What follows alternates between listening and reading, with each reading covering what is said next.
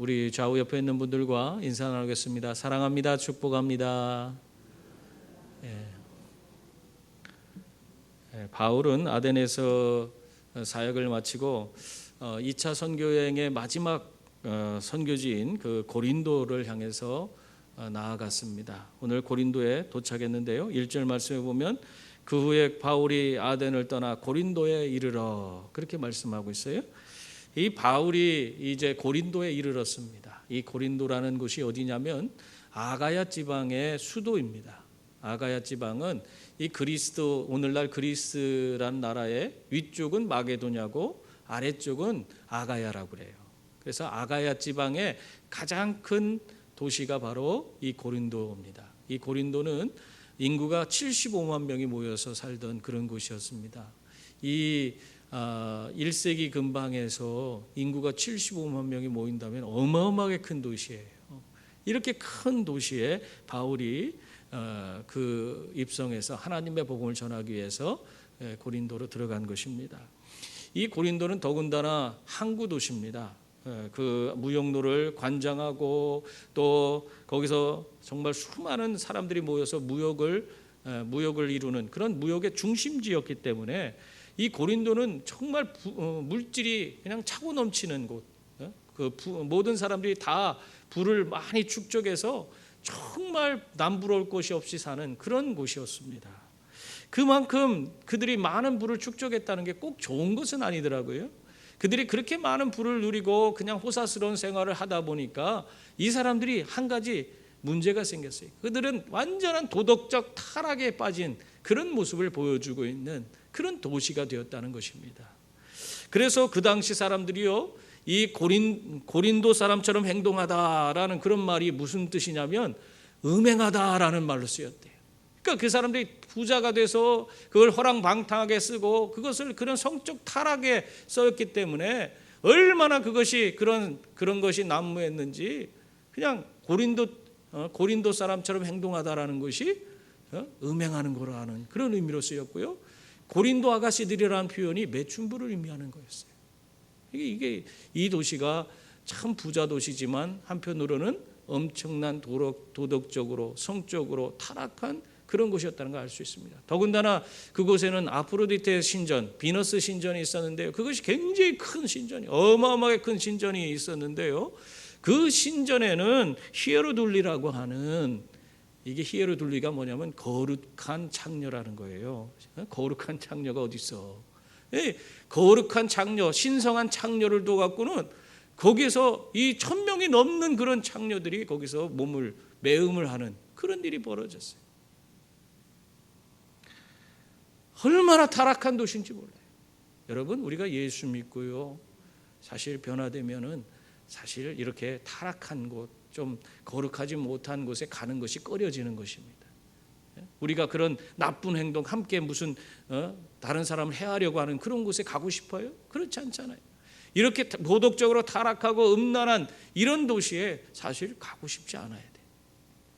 그런데 그런 도시임에도 불구하고 바울은 지금 하나님의 복음을 들고 지금 그곳에 들어간 것입니다. 제가 예전에 하나님의 은혜를 크게 경험하고 나서 이 구원의 확신이 오니까 너무너무 기뻤어요. 그런데 그 기쁨과 함께 동시에 뭐가 있냐면 내가 하나님을 기쁘시게 하는 것이 무엇인지 또 하나님을 기쁘시게 하지 못하는 것이 무엇인지가 분별이 되더라고. 은혜를 받고 나니까 다 보이는 거예요. 그러다 보니까 내 삶에서 부족한 부분을 다 그냥 그것을 고치려고 애를 쓰고 그러면서 내가 많은 부분이 성장했습니다. 근데 여기 부작용이 하나 생겼어요. 그렇게 무엇이 옳은지 그른지를 분별하게 그렇게 하나님이 만들어 주신 것을 가지고 나만 그렇게 내가 사는 삶에 대해서만 옳은지 그른지 판단하면 되는데 다른 사람이 하는 것도 보이는 거예요. 저 사람은 저거 아닌데, 저거 하나님 기뻐하지 않는 일인데 하면서 그 사람을 나도 모르게 정죄하고 있는 그런 모습을 발견하게 됐습니다. 참 한마디로 어줍지 않은 신앙을 가지고 이제 겨우 그냥 하나님 은혜를 받고 이제 구원 은혜 받았다고 기뻐하면 그 수준에 머문 사람이 다른 사람을 보면서 저거는 하나님 뜻이 아니고 저건 하나님 뜻이고 하면서 막 판단을 하고 있는 거예요. 어떻게 보면은 그때 제가 심각한 흑백 논리에 빠져 있었던 것 같아요. 그러던 어느 날 하나님께서 저에게 말씀하셨어요. 제가 하나님 앞에 기도하는데 그 말씀을 주시더라고요. 내가 너를 부른 것은 그들을 정죄하고 정죄하라고 구원과 영생을 너에게 준 것이 아니다. 내가 너를 부른 것은 오히려 그들의 연약함을 채우라고 너를 부른 것이다. 그렇게 말씀하시더라고요. 그때 저는 제 스스로 정말 옳고 그름을 분별할 수 있는 그런 것을 가졌다고 해서 그냥 자기가 의로운 줄 알고 그렇게 의기양양하던 제 모습, 그리고 다른 사람들을 정죄하던 그런 모습이 너무너무 부끄럽게 생각이 되었습니다. 여러분, 하나님이 우리를 부르신 것은 왜 부르신 거예요? 그것은 죄인들을 정죄하라고, 연약한 자들, 온전치 못하게 행하는 사람들, 그 잘못을 지적하라고 우리를 부르신 겁니까? 우리를 하나님께서 부르신 것은 오히려 정말 저 죄짓고 살아가는 저 수많은 사람들을 불쌍히 여기라고, 그리고 그들에게 정말 예수 그리스도를 전해서 그들의 죄 가운데 살아가는 그런 삶에서 그들이 벗어나도록 도우라고 하나님이 우리를 먼저 부르신 거예요. 그러므로 여러분, 우리가 세상에 잘못된 것만 지적하고 정죄만 하는 그런 사람이 되어서는 안 되는 것입니다. 세상에 향해서 우리가 그들의 잘못을 지적하고 정죄하는 그런 자들이 아니라 오히려 세상 가운데에서 우리 주님을 온전히 드러내서 주님으로 말미암아 그들이 죄와 사망의 그 권세에서 벗어나서 새로운 인생을 살아갈 수 있도록, 그들도 구원과 영생과 천국을 누리는 자들이 되도록 그렇게 우리가 그것을 돕는 그런 역할을 해야 되지 않겠습니까? 여러분, 그럴 때 우리가 하나님의 역사에 동참하는 사람들이 되는 거예요. 그런 일들을 우리가 감당할 때에 하나님 기뻐하는 일을 하는 것입니다. 오늘 바울은요, 이 죄악의 도시, 타락의 도시, 정말 이 고린도를 향해서 하나님의 복음을 들고 담대히 나아갔습니다. 그들을 구원하기 위해서, 그 생명들을 살리기 위해서 나아간 것입니다.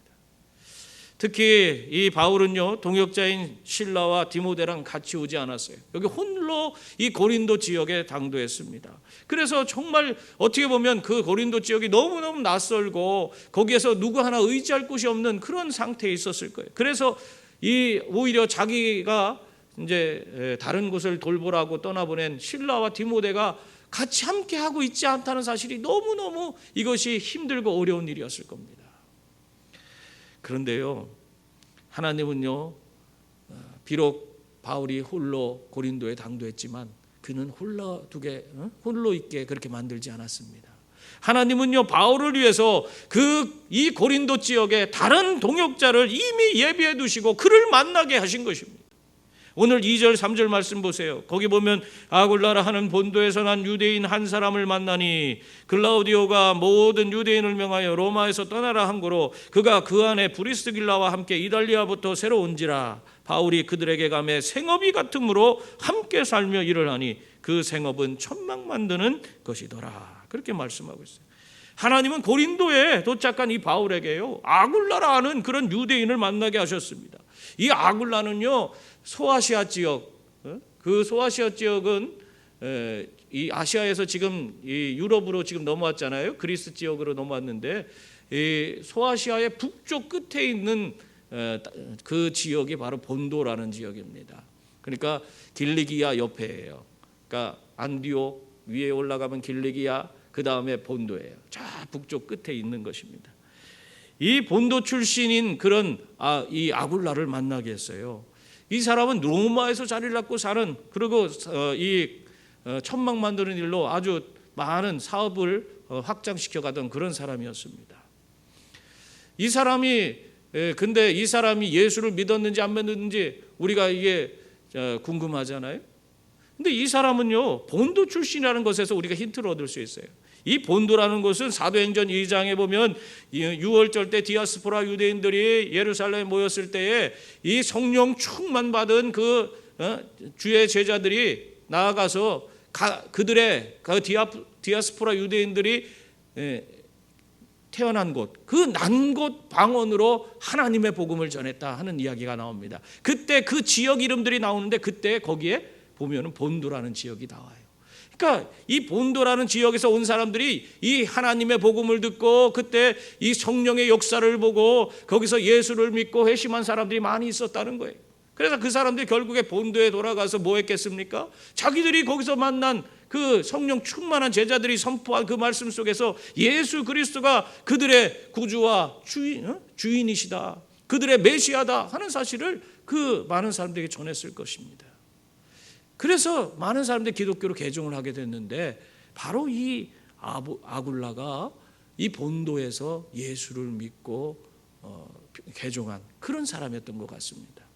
그래서 보면은요, 바울이요 아굴라를 만났을 때 복음을 전합니까? 그런 얘기 한마디도 없어요. 바울은 이미 동역자로 하나님이 다 세워놓은 거예요. 하나님을 믿을 수밖에 없도록 그 예수 그리스도를 통해서 이미 예수 그리스도가 그들의 메시아고 예수 그리스도를 통해서 그가 거듭나서 구원받는다는 사실을 확신하고 살아가는 그런 본도의 기독교인이 되게끔 만들어서 바울을 만나게 하신 거예요. 그래서 이 아굴라에게 복음을 전하는 그런 내용이 전혀 없습니다. 이렇게 하나님은 아굴라를 고린도에서 바울의 동역자로 이미 정말 예비해 두신 거예요. 더군다나 아굴라 가정이 고린도로 이주해 온 것은 어떤 문제 때문에 왔습니까? 글라우디오 황제가 유대인들이 자꾸 로마에서 소요를 일으켰어요. 그래서 이 결국 로마에서 추방명령을 내렸는데 그 추방명령 때문에 어쩔 수 없이 로마에서 쫓겨나서 고린도로 와서 자기가 사업장이 고린도에 있었는데 그 사업을 하기 위해서 고린도로 내려온 겁니다. 그것이요, 이 보세요. 이러한 과정 가운데서 자기는 고린도에 내려왔는데 바울도요 선교 여정 모든 걸 마치고 마지막 선교지로 2차 선교여행의 마지막 선교지로 고린도를 결정하고 고린도로 온 거예요. 야, 우연이네. 어떻게 이렇게 우연이 되나? 여러분, 이것이 과연 우연이라고 우리가 생각할 수 있습니까? 그렇지 않아요. 하나님의 자녀들에게는 우연이 없는 줄 믿습니다. 모든 것이 다 하나님의 계획이요 섭리인 줄 믿습니다. 바울은 이 다메섹에서 하나님이 예비하신 아나니아라는 사람을 만남으로 인해서 그가 눈에 비늘이 떨어지고 성령 충만을 받았어요. 하나님의 계획 가운데서 아나니아라는 사람을 만났어요. 그 다음에는 바나바를 만나서 그 바울이 교회에 정착을 할 수 있게 되었고 또 안디옥에서 큰 사역을 하면서 또 그가 이방인의 사도로서의 그런 삶을 살아갈 수 있는 길이 열리게 됐습니다. 이 바나바의 만남이 그냥 우연이 된 거예요? 하나님이 다 인도하셔서 만나게 하신 겁니다. 뿐만 아니라 바나바와 헤어졌을 때는 이 바울에게 신라를 허락해 주시고 또 선교지에서 디모데를 만나게 하셔서 그들과 함께 하나님의 이 선교를 정말 기쁨으로 잘 감당할 수 있도록 그렇게 만들어 주셨습니다. 바울의 모든 삶의 과정, 선교 일, 그 모든 과정마다 하나님께서 사람을 만나게 하시고 그 사람들과 함께 그 하나님의 위대한 일을 이루게 하셨습니다. 여러분, 이와 같이 오늘 아굴라도 하나님이 만나게 하신 거예요. 더군다나 오늘 말씀에 보면 아굴라는요 바울과 생업도 같아요.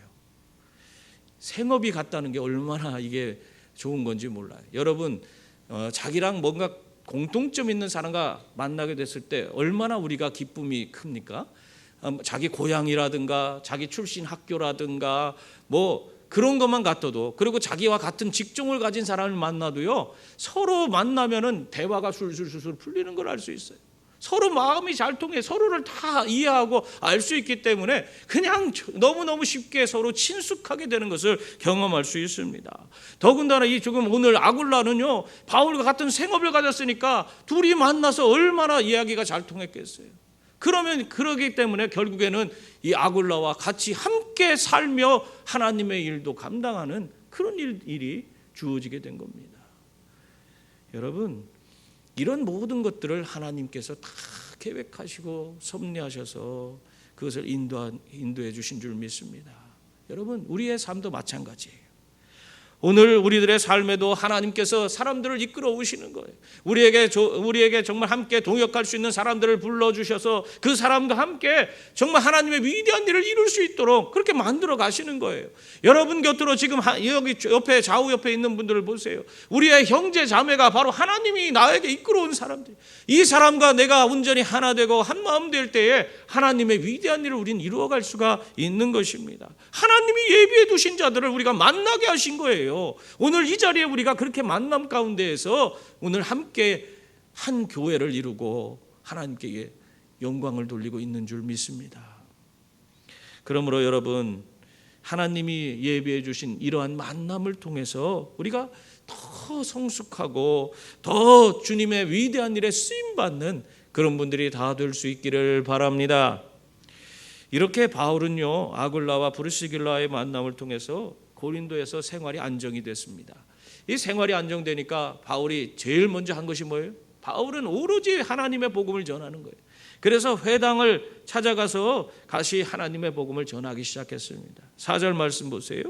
4절에 보면은 안식일마다 바울이 회당에서 강론하고 유대인과 헬라인을 권면하니라, 그렇게 말하고 있습니다.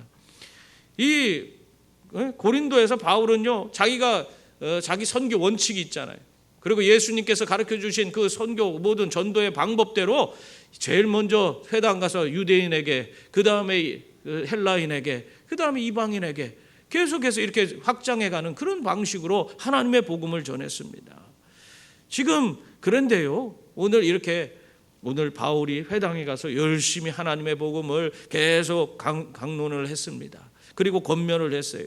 그런데도 불구하고 그들 가운데에서 회심한 자들이 나왔다 하는 기록이 하나도 없습니다. 오늘 말씀에 보면요, 여러 주, 더군다나 안식일마다 바울이 회당에서 강론하고 유대인과 헬라인을 권면하니라, 그렇게 했는데도 회심한 사람이 있더라가 한마디도 없어. 아무리 열심히 하나님의 복음을 전한다 해도요, 정말 그 복음을 제대로 이렇게 받아들이고 변하는 것이 그게 쉬운 일이 아니에요. 열심히 전해도 그것을 받아주지 않은 사람들 대다수는 그 복음을 제대로 받아주지 못하고 정말 구원에 이르지 못하는 그런 경우가 허다합니다.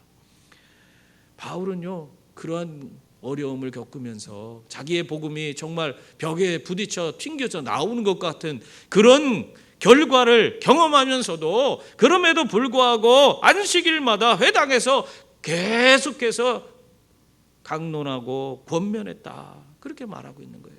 여기 보면 계속이란 표현이 없지만은 이것이 이 원어로 보면은 원어적의 표현으로 이것이 계속 미완료형으로 되어 있어요. 그래서 계속해서 진행이 되는 그런 것으로 표현을 하고 있어요. 그것은 안식일마다 지속적으로 복음을 전했다는 거예요. 여러분, 당장 열매가 주어지지 않는다 할지라도 우리가 이렇게 바울처럼 지속적으로 하나님의 복음을 전할 수 있는 그런 분들이 다 될 수 있기를 바랍니다. 이것이 바로 하나님의 복음을 전하는 자들의 자세입니다. 한두 번 전했는데 실망스러운 결과가 있다고 해서 그냥 포기해버리면은 그 사람은 아무 열매도 맺을 수 없어요. 세상 것도 우리가요, 한두 번 해서 그냥 이루어지는 건 없습니다. 미국 소매상협회에서 조사를 했는데요, 통신 판매원들의 48%가 손님에게 한 번 전화하고 만대요. 48%가. 그리고 두 번 전화하는 그런 판매원은 25%가 되고, 또 세 번까지 전화하는 그런 판매원은 15%가 된대요. 그래서 전체 88%가 세 번 이상은 안 한대요, 전화를. 그런데 나머지 이제 12% 남았잖아요. 12%는 세 번 이상 계속해서 물건을 팔 때까지 열심히 한 사람에게 또 하고 계속해서 그냥 끝까지 그렇게 전화하는 그런 사람이 12%가 되는데, 이 사람들이요, 그 모든 판매 물건의 80%를 판다고 그래요. 88%는 그렇게 세 번밖에 못 하는데 거기서 팔리는 건 20%도 안 되는 거예요. 나머지 80%를 12%가 다 파는 거예요. 여러분, 세상 물건을 팔 때도요, 한두 번에서 이렇게 팔리는 게 아니에요. 지속적으로 꾸준히 하는 그 사람이 판매를 하는 거예요. 그런데 하물며 하나님의 복음, 이 복음을 전하는데 우리는 그냥 한두 번 던져버리고 이거 세상 것보다도 못하게 그냥 한두 번 전하는 걸로 그걸로 우리가 그냥 맞춰버리면 얼마나 안타깝습니까? 정말 우리도 하나님 복음을 정말 이 땅에 수많은 영혼들이 듣고 변화될 것을 기대하면서 꾸준히 지속적으로 하나님 복음을 전할 수 있는 그런 분들이 다 될 수 있기를 바랍니다. 한 영혼에 대한 안타까움을 가지고 지속적으로 다가갈 수 있는 그런 분들이 다 될 수 있기를 바랍니다. 그래서 아름다운 열매를 가지고 하나님께 영광 돌리는 분들이 다 될 수 있기를 바랍니다. 이렇게 하나님의 복음을 꾸준히 전하고 있을 때 이 마게도냐에 있던 그 실라와 디모데가 고린도에 도착했습니다. 5절 말씀 보세요. 거기 보면 실라와 디모데가 마게도냐로부터 내려오매 바울이 하나님의 말씀에 붙잡혀 유대인들에게 예수는 그리스도라 밝히 증언했다. 그렇게 말씀하고 있습니다. 실라와 디모데가 다시 합류하게 되니까 바울이 큰 힘을 얻었어요. 너무너무 기쁘고 그것이 너무 좋아서 정말 이제 뭐 더 힘있게 복음의 사역을 할 수 있는 그런 마음이 주어졌는데 거기에 더해서요 성령께서 그를 꽉 잡아갖고는 오늘 거기에 보면은 하나님의 말씀에 붙잡히게 됐다 그렇게 표현하고 있어요.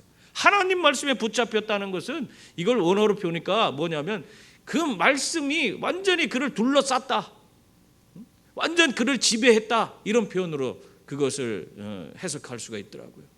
그러니까 말씀이 완전히 이 바울이 완전 말씀 안에 꽉 사로잡혀서는 그 말씀의 의미를 깨닫고 그 말씀이 전체 구약 성경 전체 이쪽에 있는 말씀 저쪽에 있는 말씀 그 말씀들이 우리 예수 그리스도를 증거한다는 사실을 바울이 모든 것을 알게 됐다는 거예요. 그 의미를 말씀이 그냥 꽉 잡고 그것을 다 그에게 그의 삶에 그걸 완전 녹여준 거예요.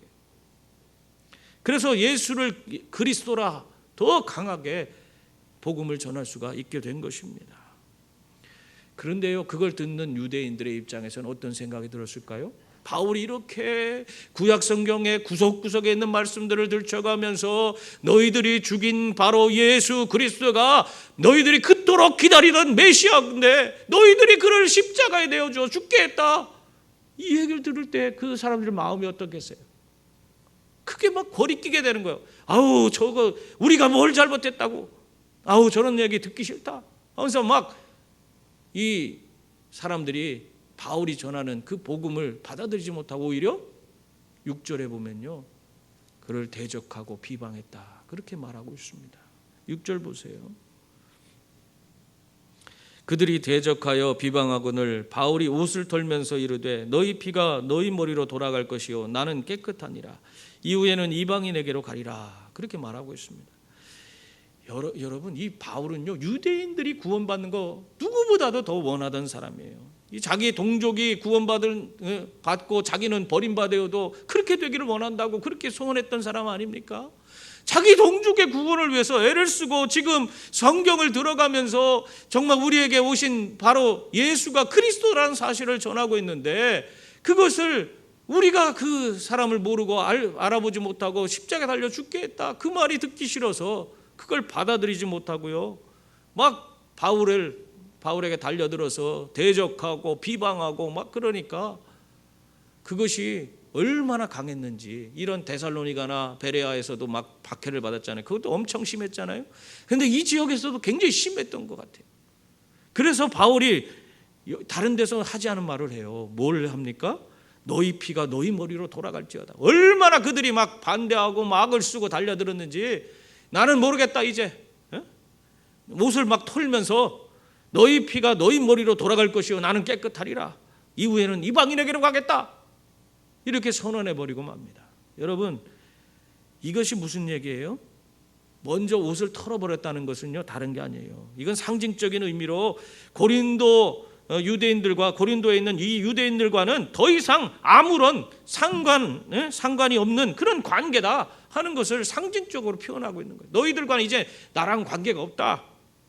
그리고 두 번째 너희 피가 너희 머리로 돌아갈 것이다 하는, 그리고 나는 깨끗하니라 한 것은 지금까지 나는 최선을 다해서 하나님 복음을 전했지만 그럼에도 불구하고 이러한 복음을 받아들이지 않는 것은, 그래서 니들이 심판받게 되는 것은 너희들의 책임이라는 거예요. 너희들의 책임이라는 거예요.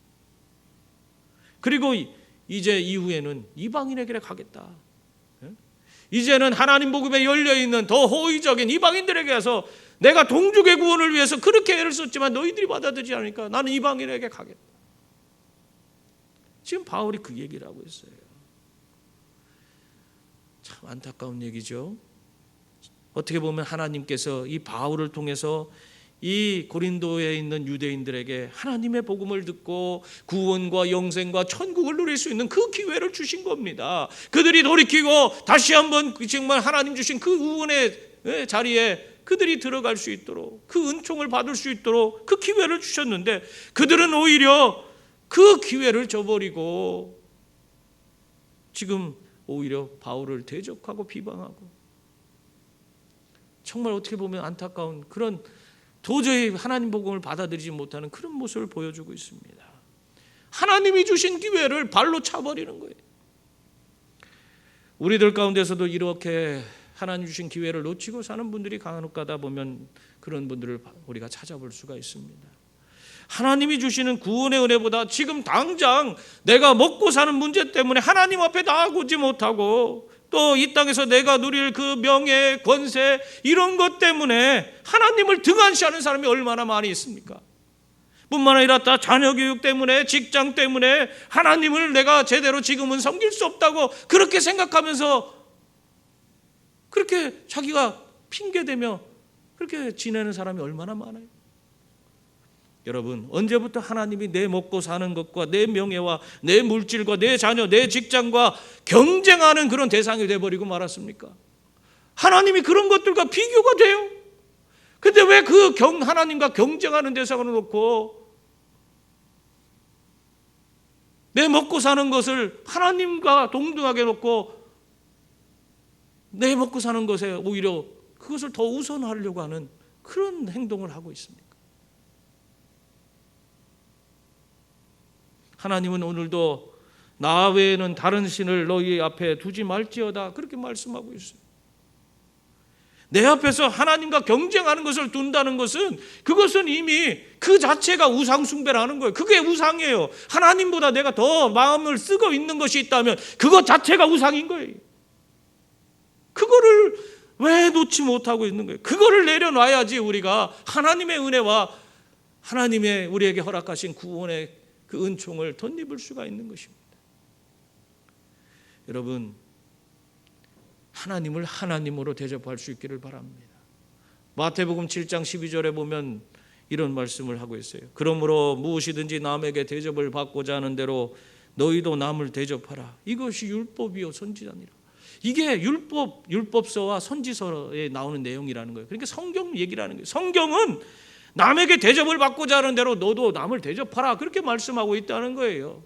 여러분, 우리가 누구에게 대접을 받고 싶어 합니까? 하나님께 대접을 받고자 원하지 않습니까? 하나님께서 내 삶의 은혜와 은총을 베풀어 주고 내가 구원과 영생과 천국을 누리는 자가 되게 그렇게 만들어 주길 원하지 않습니까? 하나님이 해주시는 거예요.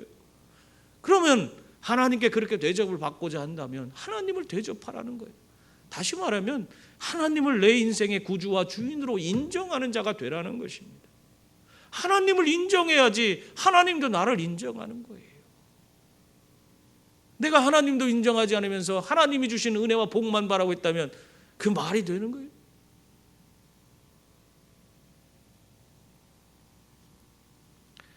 여러분 모두 하나님을 먼저 인정하고 살아가는 그런 분들이 다 될 수 있기를 바랍니다. 이런 큰 그런 다툼이 일어나자 바울은 이제 복음을 전하는 장소를 옮겼습니다. 어디로 옮겼어요? 그 7절에 보면 거기서 옮겨 하나님을 경외하는 디도 유스도라 하는 사람의 집에 들어가니 그 집은 회당 옆이라 그렇게 말씀하고 있어요.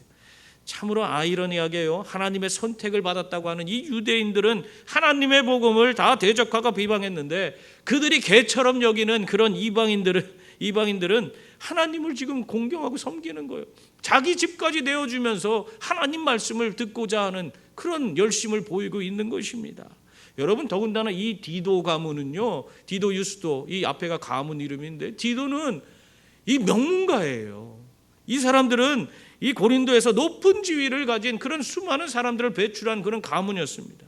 어떻게 보면 그런 남부러울 것이 없는 그런 부귀와 또 영화를 다 갖추고 사는 사람이에요. 그리고 권세가 있는 사람이었습니다. 그런 사람인데도 불구하고 하나님의 복음을 듣고 그는 자기의 죄를 회개하고 어떻게 하면 예수 그리스도 그분을 자기의 삶에 온전히 영접할 수 있을까? 그 정말 예수님을 온전히 받아들이기 위해서 바울에게 자기의 집을 제공하고 거기서 하나님 복음을 듣고 이 사람의 완전히 변화된 삶을 살기 위해서 애를 쓰고 있는 겁니다. 여러분, 결국에 그 간절함대로 이 디도는 훌륭한 교회의 일꾼이 되었고, 그리고 바로 이 디도의 집에서 고린도 교회가 탄생하게 되었습니다.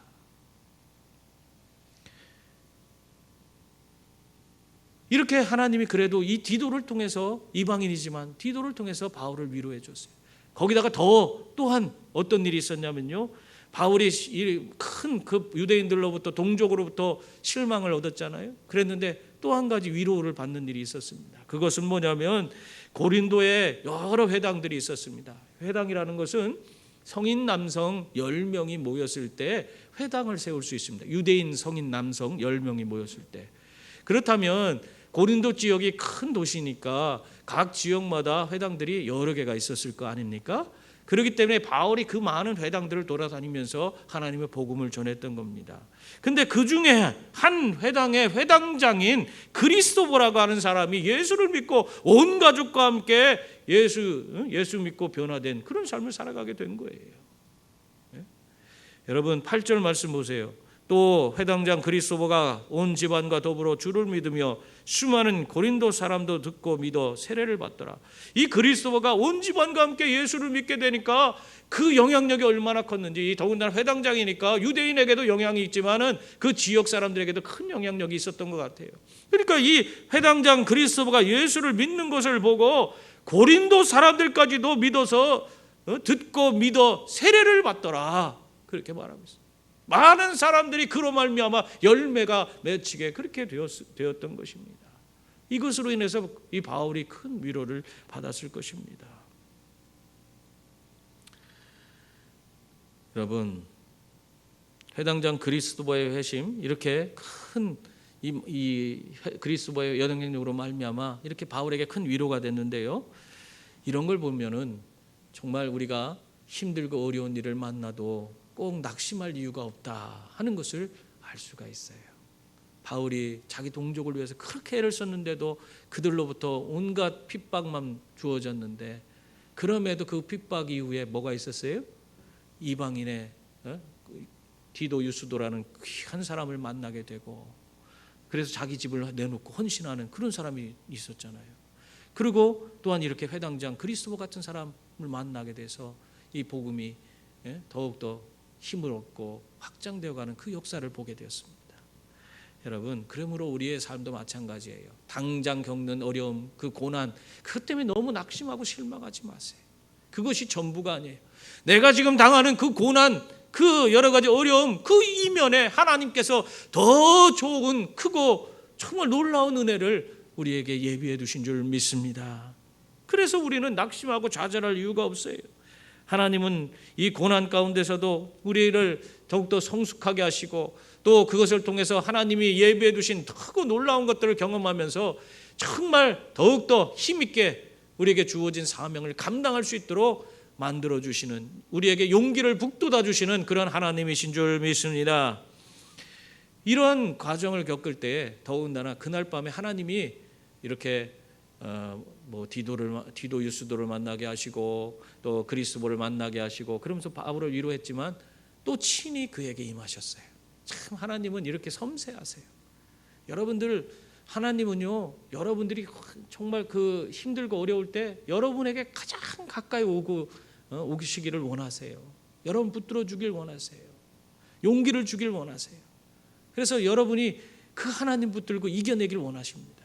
오늘 하나님이요, 그 밤에 친히 바울에게 임하셨어요. 낙심했던 그 바울에게 임하셔서 9절 10절을 보세요. 뭐라고 하세요? 한번 같이 읽어볼까요? 밤에 주께서 환상 가운데 바울에게 말씀하시되 두려워하지 말며 침묵하지 말고 말하라. 내가 너와 함께 있음에 어떤 사람도 너를 대적하여 해롭게 할 자가 없을 것이니 이는 내 이성 중에 내 백성이 많음이라 하시더라. 아멘. 이렇게 하나님은 언제나 우리와 함께 하시는 분이신 줄 믿습니다. 우리들이 지치고 정말 낙심될 때에 하나님은 우리를 찾아와서 용기를 북돋아 주시는 그런 분이신 줄 믿습니다. 우리에게 뭐라고 하고 있어요? 두려워하지 말라, 침묵하지 말고 말하라, 또 내가 너와 함께 하겠다고 그렇게 말씀하고 있어요. 하나님이 함께 하신다면 그것보다 더 좋은 일이 없어요. 두려울 것이 무엇이 있습니까? 모든 세상의 모든 것을 다스리는 전지전능하신 하나님께서 나와 함께 하시겠다는데 그것만큼 더 좋은 게 어디 있어요? 다른 게 뭐가 필요해? 하나님이 함께 해주시겠다. 바울에게 그렇게 내가 너와 함께 있지 않느냐? 낙심하지 마라. 힘과 용기를 북돋아 주시는 거예요. 이렇게 하나님을 직접 하나님께서 오셔서 위로해 주시니까 어떤 일이 벌어졌어요? 11절 보니까 1년 6개월을 머물며 그들 가운데서 하나님의 말씀을 가르치니라. 유대인들이 그렇게 대적하고 비방하고 해서 이 마음이 완전 상하게 만들어놨는데, 그런데 그 낙심 가운데 하나님이 친히 위로해 주시니까 거기서 힘을 얻고 그곳에서 1년 6개월을 있으면서, 이제까지 다른 사역지하고 전혀 달라요. 1년 6개월 동안 머물면서 하나님의 말씀을 그들에게 정말 전할 수 있는 그런 그에게 용기와 담대함이 생긴 겁니다. 여러분, 그러므로 성도님들, 내 모든 삶이 하나님의 계획과 섭리 가운데 있음을 항상 믿고 살아가시는 분들이 다 될 수 있기를 바랍니다. 내가 그냥 우연이라는 것은 없어요. 우리들의 삶에는 모든 것이 다 하나님의 큰 계획과 섭리 가운데서 우리는 살아가는 거예요. 또한 하나님을 언제나 모시고 그분이 함께하는 그 하나님이 함께 하신다는 그 사실을 내가 믿고 담대하게 세상을 향해 정말 하나님의 복음을 들고 나아갈 수 있는 그런 분들이 다 될 수 있기를 바랍니다. 여러분, 하나님이 함께 하시면 우리는 안 되는 일이 없어요. 하나님이 오늘도 우리를 통해서 이 세상을 새롭게 하실 줄 믿습니다. 우리가 나아가는 모든 발걸음을 통해서 선한 역사를 이루어 가실 줄 믿습니다. 그것을 오늘도 누리면서 승리하는 주의 자녀들이 다 될 수 있기를 주님의 이름으로 축원합니다. 기도하겠습니다.